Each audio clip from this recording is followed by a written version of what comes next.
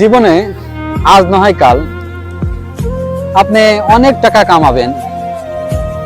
মোট কথা আপনি টাকা কামান আর না কামান, কম বেশি তো টাকা ইনকাম করেন, তাই না?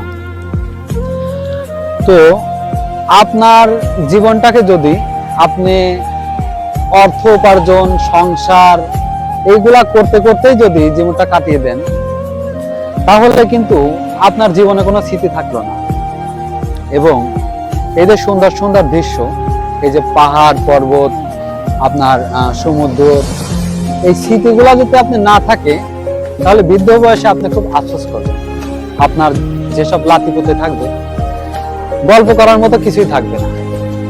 তাই আমি মনে করি যে কাজের পাশাপাশি সময় বের করে একটু ঘোরাঘুরি করবেন, মনটা ভালো থাকবে এবং স্মৃতি হিসাবে এগুলাই আপনি বৃদ্ধ বয়সে গল্প করতে পারবেন।